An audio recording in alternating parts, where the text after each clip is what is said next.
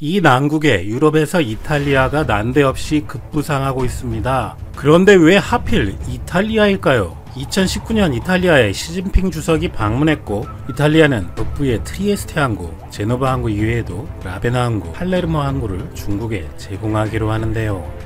주세페 콘테 이탈리아 총리는 10일부로 전국 모든 지역에 대해 이동 제한령이 발효될 것이라고 하면서 모든 국민은 집에 머물러 달라고 당부했습니다. 이로써 인구 약 6천만 명의 이탈리아 국민은 업무, 건강 등의 이유를 제외하곤 거주 지역에서도 어느 곳으로도 이동할 수 없게 되었습니다. 근로자들에게는 휴가를 쓰도록 권장하고 식당 등은 오후 6시에 문을 닫도록 했습니다. 사실상 공개 집회를 금지했고 모든 스포츠 경기를 취소하고 야외 음주 금지 등의 통제 조치를 실시했습니다. 날강부가 뛰고 있는 유벤투스의 프로축구 리그 세리에아도 중단되었습니다. 세리에아는 그동안 무관중으로 리그가 지속됐었는데 이마저도 금지하겠다는 것입니다. 이탈리아 프로축구 세리에아가 중단된 건 2차 세계대전 이후 처음이라고 합니다. 세리에는 그렇다 쳐도 유벤투스 대 리옹, 바르셀로나 대 나폴리 등 챔피언스 리그에도 영향을 미칠 것 같군요. 손흥민 선수도 부상 중이어서 못 보는데 챔스까지 어떻게 될지 모르는 상황으로 축구 팬들에게는 참 안타까운 현실이 되어버렸습니다.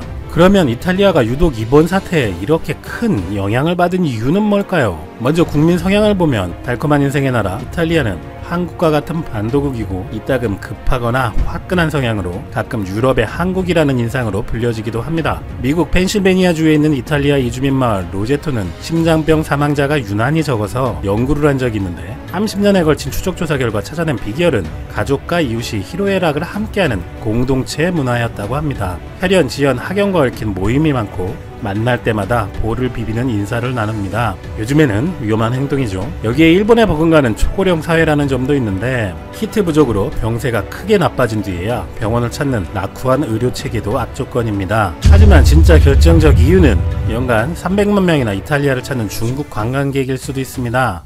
만성 재정위기에 시달리는 이탈리아는 활로를 모색하려고 중국인 관광객을 적극 맞이했습니다. 이탈리아 북부의 섬유도시 프라토 도심에서는 중국 갱단끼리 난장판을 벌여도 못 본 척하고 심지어 밀라노 로마에서는 중국 공안을 불러들여 중국인 관광객의 사건 사고를 담당하게 했다고 합니다. 이탈리아판 공주인가요? 이럴 수도 있나요? 현재 이탈리아에 정착한 중국인은 32만 명으로 추정됩니다. 이탈리아 최대 차이나타운인 롬바르디아주 밀라노와 섬유산업 중심 도시인 토스카나주 프라토가 중심입니다. 이탈리아에서 처음 판정된 사람도 중국 국적이었다고 하네요. 천년 역사를 지닌 중세 도시인 프라토는 거대한 차이나타운으로 변해버렸습니다. 중국 섬유업체 4천여 개가 둥지를 틀고 메이드 인 이탈리아 옷을 엄청나게 찍어내고 있죠. 프라토에 사는 중국인 근로자 5만 명 가운데 90%는 중국의 유대인으로 불리는 저장성 출신입니다. 그들은 그만큼 상술이 뛰어나고 주말마다 유럽 여러 곳에서 중국인 보따리상이 몰려온다고 합니다. 이들과 프라토 거주 중국 근로자 상당수는 춘제 때 고향에 다녀왔을 것으로 추정됩니다. 또 프라토의 중국계 갱들은 불법 이주도 알선하고 있다고 합니다. 이번 사태로 초기에 이탈리아 정부가 중국 관련 출입국을 모두 막았다고 우리에게는 잘못 알려져 있었지만 중국 측 항평과 공항만을 끊었던 것이고 육로와 간접 입국은 막을 수 없었습니다. 이른바 생겐 조약 때문인데 1985년 독일, 프랑스, 벨기에, 네덜란드, 룩셈부르크 5개국이 처음 조약을 맺은 후 현재 아일랜드를 제외한 전 유럽이 채택하고 있습니다. 유럽 각국이 공통의 출입국 관리 정책을 사용하여 국경 시스템을 최소화해 국가 간 통행에 제한이 없게 한다는 내용인데 EU 국가 간의 경찰의 추적권, 감시권, 생겐 정보 시스템에 의한 정보 협력 등 범죄 수사의 국경적 제약 요소까지 제거한 조약입니다. 이탈리아는 당시 중국 때문에 전 유럽에서 스스로 고립될 이유도 없었기 때문이고 더욱이 이탈리아 현지 중국 사람들이 알선하는 미립국자는 막지는 못했을 거라는 시각입니다. 그렇다면 우리가 보기에 유럽 중에 하필 왜 이탈리아가 중국과 밀접한 관계인지 의문스러워 보이기도 하는데 작년 시진핑 주석이 이탈리아를 전격 방문하고 그 유명한 1대1로 양해각서를 체결하면서 이탈리아 중국 협력에 세기를 박아버립니다. 1대1로는 하나의 띠, 하나의 길이라는 뜻으로 동남아, 중앙아시아, 서아시아, 아프리카, 유럽을 인프라, 무역, 금융, 문화교류로 잇겠다는 프로젝트로 포괄하는 나라만 62개국, 추진기간은 무려 150년에 달하는 중국의 대외 국책 사업입니다. 일대는 산시성의 시안, 내몽골 자치구에서 시작하여 신장 위구르 자치구의 우르무치, 키르기스탄, 카자흐스탄, 우즈베키스탄을 거쳐 이란, 터키, 독일로 이어지는 육상 실크로드이고, 일로는 베이징에서 시작하여 텐진, 칭다오, 상하이, 광저우, 하이난성을 지나 태국, 말레이시아, 방글라데시, 인도, 스리랑카를 거쳐 케냐, 탄자니아, 그리스, 그리고 최종 이탈리아를 잇는 해상 실크로드입니다. 이 두 개를 합한 1대1로로 총 49개국을 도로, 철도, 해로 등의 교통 인프라로 직접 투자하여 연결하며 운송 시스템을 마련하는 것입니다. 1대1로에는 군사 전략적 목표도 있습니다. 중국이 전쟁 등 만일의 상황에 직면할 경우 미국의 해상 봉쇄를 피하겠다는 고도의 계획인 것이죠. 중국은 이미 파키스탄, 스리랑카 등 인도양과 접한 국가들로부터 해양기지를 건설해주고 이를 조차에 사용하기 시작했으며, 내륙국들에는 경제협력 방식을 통해 중국에서 시작되는 고속철도망을 건설하고 있습니다. 그리고 이 1대1로나 내륙 실크로드를 건설하는 대상은 대부분 미국과 외교관계가 원만하지 않거나 정치 문제로 혼란을 겪는 제3세계에 치우쳐 있는데, 즉 1대1로에 참여한다는 것은 미국의 대척점에 서라는 의미가 될 수 있습니다. 이를 간파하고 가장 먼저 1대1로를 반대한 것이 중국의 잠재적 적국인 인도입니다. 중국은 군사 전략적 의도에 하는 김에 돈도 빌려줘서 인프라를 짓기 위해서 돈놀이도 하고 고속철도도 팔면서 중국 기업도 키워보고 인민폐 사용 확대도 해서 중국이 해당 나라의 경제도 장악해보는 일석몇조의 속셈이 있습니다. 그래서 최근 태국과 스리랑카 등은 항구와 철도 건설이 중단되거나 취소가 논의되고 있습니다. 먼저 중국 정부가 타국에 돈을 빌려주고 해당국은 인프라 건설을 수주한 중국 기업에게 그 돈으로 건설비를 줍니다. 건설을 수주한 기업은 중국 제품과 중국 노동력을 사용해서 시설을 짓습니다. 사업이 끝나면 중국 정부는 채권이 남아서 이득이고, 중국 기업들은 돈을 벌어서 이득이고, 해당국 정부는 별로 절실히 필요하지도 않은 항구나 철도 등 사회 기반 시설을 짓고서 막대한 부채와 중국 경제의 영향과 간섭하에 놓이게 되어버리는 것이죠. 사회주의 국가인 중국은 사실 기업도 정부의 이중대인데 돈은 왼주머니에서 오른주머니로 이동한 것뿐이고, 해당국은 엄청난 부채 폭탄을 떠안게 됩니다. 이 수법은 예전 영국이나 네덜란드의 동인도 회사와 같은 상업 제국주의적 영업 방법과 거의 같다고 합니다. 대표적으로 빚더미에 빠진 피해국들은 파키스탄, 라오스, 키르기스탄, 지부티, 스리랑카 등으로 중국에 진 빚이 해당국 GDP를 뛰어넘어서거나 절반 이상 등 완전히 코가 깨이게 되어버립니다. 심지어 파키스탄은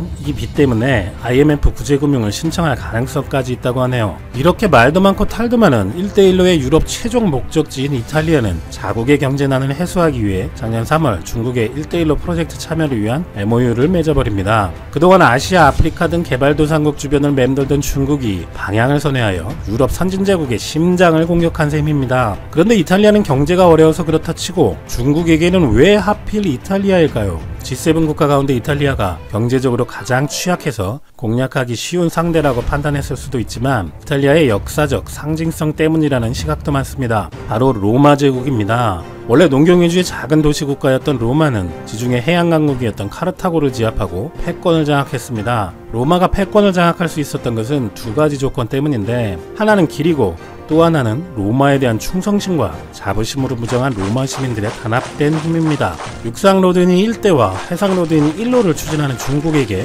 로마는 가장 좋은 이미지의 모델이 되는 것입니다. 중국의 입장에서는 미국과의 무역전쟁에서 승리하려면 14억 중국 인민의 단합된 힘과 로마 제국의 길이 꼭 필요하다.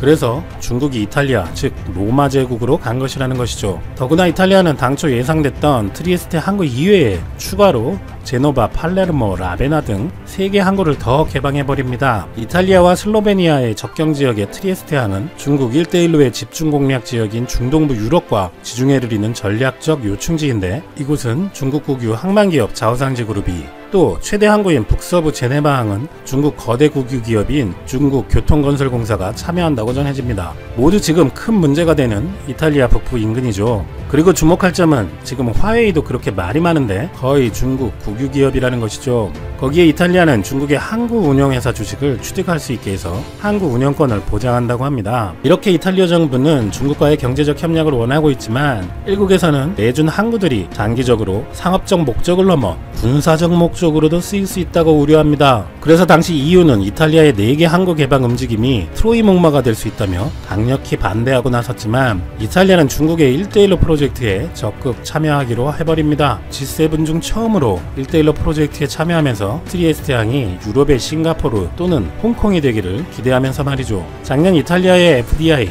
즉 외국인 직접 투자는 약 23조에 그쳤었는데 10여 년 전과 비교하면 3분의 1 수준밖에 되지 않습니다. 그만큼 심각한 경제 부진 때문에 신중으로 돌아섰던 이탈리아, 과연 결과가 어떻게 될지. 하지만 현재 중국의 이탈리아 진출 확대는 일단 사회적으로만 보면 미중유의 트로이 목마가 된 것은 맞는 것 같습니다. 왜 에베레스트에 오르려고 하는 거죠? 그게 거기 있으니까요. 1923년 뉴욕타임즈와의 인터뷰에서 영국의 조지 말로리라는 탐험가가 했던 등산계의 명언이 있습니다. 등산이란 것은 그야말로 산에 오르는 것이죠. 그리고 그 산에 오르는 이유는 가지각색인데 그냥 산에 오르는 것 자체를 즐기는 사람, 다이어트나 체력 단련을 위한 운동으로 생각하는 사람, 정상에 올라갔을 때 정복감을 느끼거나 경치를 보고 감동을 받는 사람, 아니면 다 끝나고 하산할 때 상쾌함을 느끼려는 사람도 있고요. 그리고 등산이 다 끝나고 땀을 제대로 뺐으니 고기를 구워 먹거나 소주 한잔 하는 것에서 즐거움을 느끼는 사람 등등 수많은 이유와 사연, 여러 가지 생각과 많은 것을 느끼고 오는 것이 등산의 묘미라고 할 수가 있습니다. 그리고 한국은 세계적으로 드물게 생활체육으로서의 등산이 활성화된 나라인데요. 그 이유로는 전국 어디에 가도 동네 뒷산이 지천에 널려있는 지리적 특성을 가지고 있기 때문입니다. 예를 들면 중국의 화북지방, 영국의 잉글랜드 지방, 러시아 서부, 프랑스 거의 전 국토에는 반경 몇백 킬로미터 거리에 산이 하나도 없는 지역이라고 합니다. 아니면 반대로 러시아 남부나 동부, 캐나다나 남미 일부 지역처럼 산이 너무 높고 험난해서 사람이 함부로 올랐다가 목숨이 위험해지는 산맥들도 많이 있습니다. 따라서 외국인들 중에도 산이 많은 나라 사람이나 산이 거의 없는 나라 사람이나 산에 대한 이미지가 일단 험하다라는 생각이 있는데 한국의 등산 코스를 보고는 깜짝 놀랄 수밖에 없는 것이죠. 왜냐하면 한국의 유명 등산 코스 혹은 동네 뒷산들은 대부분 낮기 때문에 가볍게 오르기가 아주 좋고요. 거기에 완만하기까지 해서 남녀노소 누구나 운동삼아 갈 수가 있다는 점입니다. 특히나 노년층도 쉽게 접근할 수 있는 것이 대부분의 외국에서는 생각할 수가 없는 부분이라고 하는데요. 등산이라는 이미지가 꽤 많은 외국에서는 멀고 험난하고 춥고 위험하고 이런 이미지가 강하다고 하는데요. 실제로 외국인들 중에 산에 대한 것만 다루는 개인 방송들이 있는데 한번 봐보면 그쪽에서 나오는 산들은 정말 설국열차 같은 데 나오는 정말 높고 험난하고 365일 눈으로 뒤덮여 있는 산도 많고 진짜 험하더라고요. 반면에 우리나라에서 등산이라는 건 힘들어서 안 간다는 사람은 있어도 위험해서 못한다라고 말하는 사람은 없지 않습니까? 심지어 그냥 야산도 아니고 웬만한 등산이 가능한 곳에는 등산로가 잘 정비되어 있기까지 합니다. 또한 외국인들이 다시 한번 놀라는 것은 무엇보다 외진 산길이나 혹은 날이 좀 흐리고 어둡더라도 한국이라는 나라의 특성상 치안이 안전한 편이라는 점인데요. 여기서 외국인들이 생각하는 산에서의 치안이라는 것이 일반 길거리의 치안과는 또 다르게 생각하는 부분이 있고요. 예를 들면 중남미 같은 경우는 등산로의 길목만 노리는 강도도 있다고 하고요. 심지어 총기 사고도 가끔씩 일어난다고 하는데요. 왜냐하면 많은 나라에서는 등산이라는 것 자체가 경제적으로 성공한 사람만 하는 레저이기 때문에 이 사람들한테서 고가의 장비만 뺏어가도 돈이 꽤 된다고 합니다. 그래서 그런 곳들 초입에 있는 팻말들을 보면 강도를 만났을 때나 조난됐을 때의 대처법을 심심치 않게 볼 수가 있습니다. 또한 이렇게 나쁜 사람이 있는 것도 당연히 안 되겠지만 맹수가 나타날 수 있다는 이미지도 상당히 강력하다고 하는데요. 산이 하나가 아니라 높은 산이 수도 없이 많이 있는 걸 산맥이라고 하는데 이런데 잘못 올라가면 종종 야생동물과 마주치는 일이 나온다고 합니다. 운동도 좋고 성취감도 좋고 다 좋은데 갑자기 늑대나 멧돼지가 나타나거나 재수없게도 곰이랑 마주쳐버리면 정말 곤란하지 않겠습니까? 얘는 목숨은 네 마누라한테 바치고. 또한 바로 옆 나라 일본만 하더라도 나가노라는 높은 산이 많은 지역이 있고 그 중에 자국 내의 지붕이라고 불리우는 일본 알프스라는 곳이 있는데요. 이곳은 지질학적의 단층 운동의 결과로 인해 비교적 최근에 산이 아예 생겨버린 곳입니다. 이 산맥 지역들은 우리나라의 어떤 산과도 비교 못할 정도로 험준한데요. 지반과 지질이 약해서 현재도 조금씩 부서져 내리고 있는 바위산 계열입니다. 예전에 일본 여행 관련해서 TV 방송도 자주 나왔고 개인 블로그에 소개하는 사람도 많이 생겨나던 시절이 있었는데 그쪽 여행 좀 다녀봤다 싶은 사람도 이 지역의 등산에 대해서는 자세하게 소개한 방송이나 블로그는 거의 없습니다. 왜냐하면 이쪽 산맥들은 잘못 소개했다가 큰일 날 수도 있을 정도의 험준한 지역이기 때문입니다. 이것도 역시 개인 방송 등에서 갔다 와본 사람이 촬영한 자료가 많이 있는데 봐보면 지형이나 지질 같은 걸 확인할 수가 있었습니다. 그리고 또 한 가지 외국인들이 한국의 등산을 부러워하는 이유, 그것은 바로 비용 문제인데요. 선진국, 후진국을 떠나서 사실 어느 나라건 서민들이 레저 활동을 하기가 쉽지 않다고 합니다. 특히 중진국을 넘어가면서 국민소득 수준 증가에 따른 여가 욕구가 강해진다고 하는데 그에 따른 비용 관련 문제가 반드시 따라오게 되어 있습니다. 하지만 한국에서의 등산이라는 건 비용을 최소화시키는 게 가능한데요. 예를 들면 골프 같은 건 장비가 없으면 아예 불가능한데 등산은 옷이나 신발 정도만 있으면 가능하다. 한국에 체류 중인 한 중년 남성의 인터뷰가 인상적이었는데 중년층에 접어들면서 건강에 관심을 많이 갖게 되는 데 비해 그렇다고 골프나 패러글라이딩, 요트 이런 것들을 하기엔 부담이 많이 된다. 젊은 층들이 하는 얘기로는 한국은 PC방이나 노래방 등에서 저렴하게 여가 시간을 보낼 수 있다고 들었다. 하지만 내 취미는 건강 쪽이기 때문에 그곳에는 가지 않았었는데 그러던 중 한국의 등산을 알게 되었다. 한국에는 멀지 않은 곳에 적당히 좋은 산이 많이 있었고 심지어 시내버스를 타고 갈 수 있다는 점이 믿을 수 없이 좋았다. 게다가 들어간 비용은 왕복 시내버스비와 음료수 값이었다. 식사는 많은 사람들이 인근 식당에서 사 먹지만 나는 집에서 만들어서 가지고 갔다. 이것으로 짧게는 몇 시간, 길게는 저녁까지 즐길 수가 있었는데 최근에 정말 만족하는 취미 생활이 되었다. 그리고 이것은 산에 가지 않고 집에서 휴일을 즐겼을 때와 별로 차이가 없을 정도로 저렴했다 라고 말을 했습니다. 고마우면 잘해. 알겠냐? 참고로 한국에 체류 중인 외국인들 중에 등산을 하는 개인 방송들을 보면 제일 많이 하는 말이 있더라고요. 한국의 등산 코스는 험난하다고 할 수가 없고 너무나 안전하지 않냐. 어린이가 아닌 이상 건장한 성인이 저렇게 고가의 장비가 필요가 없을 것 같다 라는 얘기입니다. 참고로 이런 외국인들이 우리나라에서 등산을 하는 경우 장비를 이것저것 많이 들고 다니는 걸 상당히 불편해 하더라고요. 실제로 외국인들이 한국에서 가장 많이 하는 등산 복장은 딱 반바지에 반팔티 그리고 일반 운동화 이 정도라고 합니다. 그만큼 우리나라의 산들이 접근하기가 쉽다 라고 생각하는 것이겠죠. 그리고 ICG라는 국제위기 감시기구 동북아 사무소 소속인 피터 백이라는 사람은 외국인이면서도 한국의 등산 지식도 상당히 해박하고 한국의 산 넘어 산이라는 말을 제일 좋아할 정도라고 하는데요. 이 산 넘어 산이라는 말은 한국에서는 안 좋은 의미로 쓰이지만 자신은 산을 너무 좋아하기 때문에 산을 넘었을 때 또 산이 나온다는 이 말이 가장 좋다고 할 정도입니다. 이분이 여러 가지 인터뷰를 통해 한국의 등산에 대해서 객관적인 얘기를 많이 해주고 있는데요.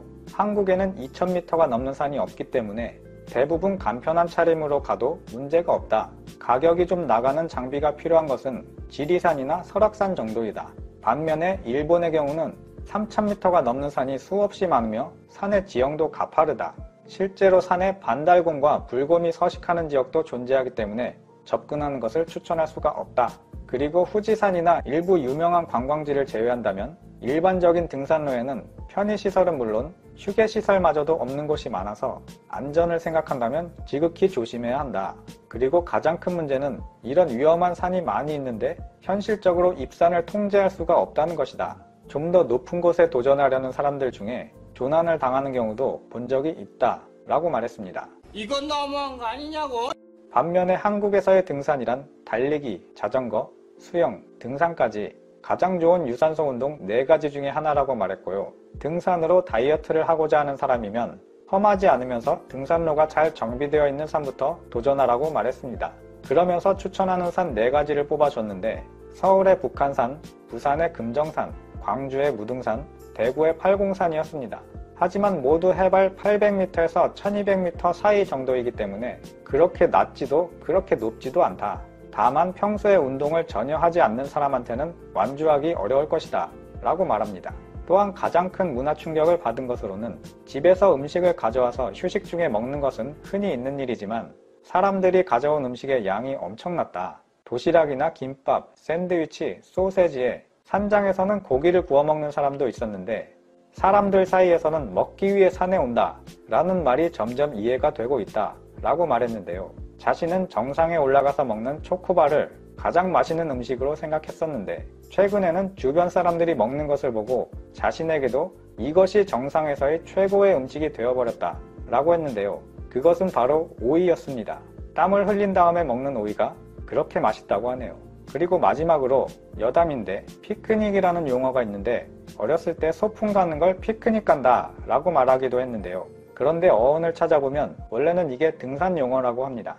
평지나 잔디밭 같은 데가 아니라 원래는 산의 초입이나 중턱에서 캠핑을 치고 간식이나 식사를 하는 것이 피크닉이라고 하네요.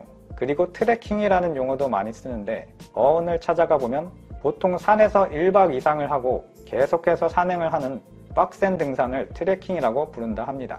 오늘 소식은 여기까지 전해드리고요. 끝까지 시청해주셔서 민주당의 김부겸 의원이 현역 국회의원인데 바로 옆 수성을에서 무려 4선을 했던 미래통합당 주호영 의원이 옆 동네로 이사를 왔어요. 수성갑에 김부겸 의원과 맞붙겠다 해서 오셨는데요. 오늘 미래통합당 주호영 의원부터 인터뷰를 나눕니다. 주 의원 안녕하세요. 예, 안녕하셨습니까. 주호영 의원입니다. 네, 수성을에서 4선 맞죠? 예, 그렇습니다. 그런데 왜 수성갑으로 옮기세요? 저로서야 같은 수성구기는 하지만은 제가 오랫동안 사선을 한 지역이 훨씬 편하고 좋은데. 그러니까요. 당에서 갑으로 옮기지 않으면 안 된다고 강권을 했습니다. 지금 김부겸 의원이 62%인가로 득표를 한 지역이고, 예. 지난 지방선거에서 시의원 두 사람을 모두 민주당이 다 가지고 갔습니다. 예. 시의회 의장도 가져가고 시도 다수당이 됐으니까 지금 예비 후보들이 열심히 뛰고 있고 또 일부 여론조사에 의하면 20% 앞서기는 한데, 예. 막상 선거에 들어가면 어쩔 줄 모르니까, 예. 좀 더 확실한 인물을 보내서 꺾는 게 좋겠다, 이렇게 본 것 같습니다. 김부겸 의원을 반드시 꺾어야 되겠다. 당에서는 그렇게 예. 본 모양이네요. 또 김형호 공관위원장도 그렇게 이야기를 하셨습니다.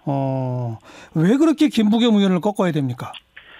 이게 이제 대구 경북이 보수의 본거지이고 심장인데, 예. 또 수성구는 대구 경북 정치의 1번지라고 하는 지역인데, 네.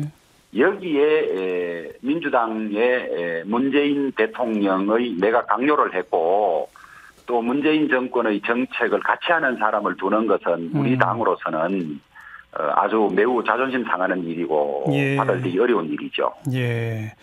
근데 우리 주호영 의원 김부겸이라고 36년 직이라면서요? 직이라기는 제 선배신데요. 3년 선배시고 84년부터 아주 각별한 관계로 좋은 형님 동생으로 지내고 있습니다. 84년? 저로서도 대단히 곤혹스럽고 또 김부겸 의원도 나름으로는 이 문재인 정권 민주당의 정책 노선 말고 사람으로서는 참 훌륭한 분이어서 예. 매우 아까운 분이죠. 네. 84년 무슨 일이 있었길래 그때부터 친하게 지내셨어요? 저희 집 사람이 석사학위 논문을 김부겸 선배가 그때 독사점을 한 걸로 알고 있습니다. 그래서 중간에 아는 분의 소개로 예. 석사학위 논문 인쇄를 하면서부터 알게 됐죠. 정말 개인적 개별적 인연이 있는 사이군요. 예, 그러면서 또 의원을 하면서 예. 야간 최고 경영자 과정을 같이 다녔습니다. 게다가 또 지역구가 수성갑을 바로 이웃이니까 예, 그렇습니다. 예. 지역 행사에 치르면서 인간관계만은 서로 안 훼손됐으면 하는 바람입니다. 지역 행사에서도 자주 만나셨을 거고, 그죠? 예. 근데 어디선가 인터뷰에서 김부겸 의원은 그랬더라고요. 좀 대구의 정치인들을 여든 야든 가릴 것 없이 좀 다들 여기저기서 키워줘야 되는데 예. 왜 이 주호영, 김부겸 둘을 맞붙여가지고 서울에서 그냥 보기에는 그게 멋있어 보이는지 모르지만 둘 중에 하나는 반드시 죽어야 되는 그런 걸 왜 만드느냐 이렇게 얘기했더라고요. 저로서도 참 피하기 어렵고 자세히 말씀드리기는 어렵습니다만은 거부를 했지만은 이것이 정치의 비정함인가 싶기도 하고 또 공관위에서는 그것은 개인적인 인간관계고 이것은 국가의 노선 싸움, 이념 전쟁의 문제이기 때문에 개인적인 그런 관계를 논할 일이 아니다. 이렇게 저를 설득했습니다. 국가의 노선 싸움이고 이념 전쟁이다? 예. 김부겸 대 주호영, 주호영 대 김부겸이 그겁니까? 이념 전쟁이에요? 저는 그렇게 보고 있습니다. 무엇과 무엇의 전쟁입니까? 저는 기본적으로 우리 헌법의 가치인 자유민주주의와 또 지금 문재인 정권이 하고 있다는 자기들은 억울하다 그러고 반박할지 모르겠습니다만은 독재 사회주의 내지는 친중국 정책 이런 나라의 진로와 명운에 관한 저는 대결이라고 생각하고 있습니다. 예. 소득주도 성장이라든지 또 친중국 탈미국 문제, 그다음에 대북 안보 문제, 예. 또 탈원전으로 인한 원전 생태계 파괴 등 여러 가지 국가 주요 정책을 둘러싼 노선 대결이죠. 예. 그 지역 주민들은 뭐라고들 하던가요? 지역 주민은 기존 예비 후보들을 돕던 분들은 좀 당황해하고 있고요. 그러지 않은 분들 중에는 기존 예비 후보들도 훌륭했지만은 그래도 사선의 장관을 거친 김부겸을 꺾겠나라는 의구심이 좀 있었는데 예. 이제 사선의 장관을 거친 조영 의원이 같이 와서 참 든든하다. 이제는 마음껏 투표할 수 있겠다. 이렇게 말씀하시는 분들도 많습니다. 네. 그나저나 수성을을 옆으로 이렇게 놔두고 수성갑으로 오셨더니 그 비어있는 수성을로 또 바로 그냥 홍준표 전 대표가 오겠다고 하네요. 예. 이제 수성갑을이란 것이 그냥 정치적으로만 골목으로 길을 끄있지 사실 수성구는 하나지 않습니까? 물론이죠. 예. 그리고 단체라든지 행사를 같이 하기 때문에 네네. 저로서는 을에서 갑으로 왔다는 것이 그렇게 큰 변화는 아닙니다. 예. 늘 같이 다니던 같이 행사하던 곳이기 때문에. 예. 그런데 아직 확정된지도 모르고 저는 언론만 보고 있습니다만은 네. 홍준표 전 대표가 수성을에 올 수 있다는 의향을 비친 보도를 봤습니다. 그러니까요. 그거 어떻게 보세요? 그러니까.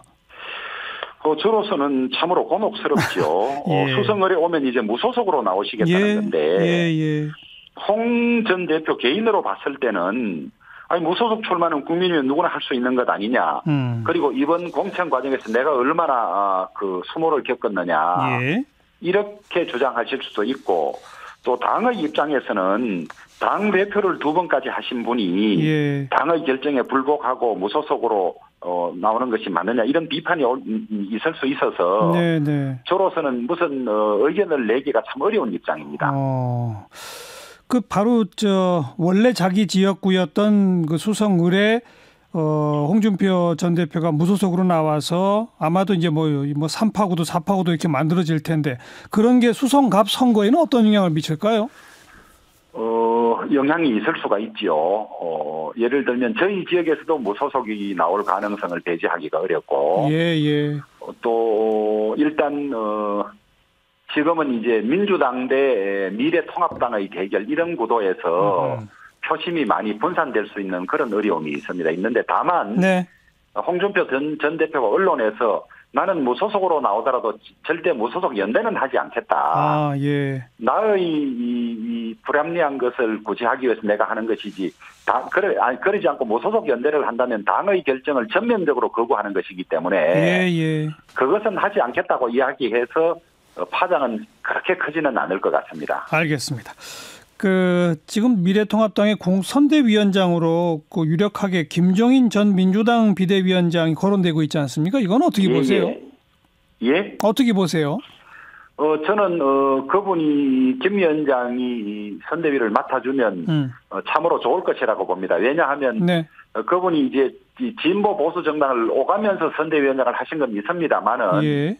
그분이 가진 여러 가지 장점이나 또 경륜 때문에 그분을 믿고 따르는 분이 많아서 또 가는 정당마다 다 성공을 하셨지 않습니까? 예. 그래서 만약에 저희 당의 선대위원장을 맡으신다면 많은 국민들에게 이번에는 미래통합당이 확실히 이긴다는 그런 어떤 사인, 그분이 그걸 읽으셨기 때문에 오셨구나 하는 그런 사인도 줄 뿐만 아니라. 알겠습니다. 환영한다. 오셔서 선거전을 잘 이끌 걸로 봅니다. 알겠고요.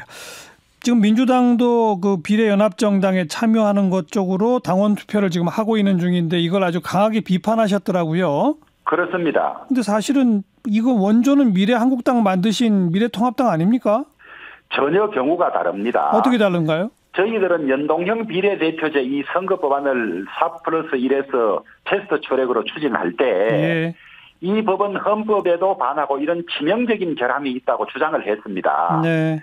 그럼에도 불구하고 민주당이 공수처법을 얻어낼 목적으로 야합을 한 거거든요. 이런 문제가 있다는 것을 미리 알았습니다. 예. 그래서 저희들은 이 4+1이 지금의 선거제도가 민심을 제대로 반영하지 못하기 때문에 연동형 비례대표제를 한다고 했는데 예. 이 연동형 비례대표제는 또다시 저희 당에 투표하는 800 내지 900만의 비례대표표를 완전히 사표화합니다. 예. 그래서 이것이 오히려 민심을 왜곡하는 것이기 때문에 우리는 이 민심을 담을 비례대표 정당을 만들 수밖에 없다고 경고를 해왔고 예. 그 경고에 대해서 고발까지 하고 꼼수라고 했던 사람들입니다. 네네. 말하자면 저희들은 민심을 반영하기 위한 정당 방위의 행위였고 이 정당 방위를 하도록 자초한 민주당이 예. 형법에도 자초위험이라고 있습니다. 자초위험에 대해서는 보호가 되지 않는 겁니다.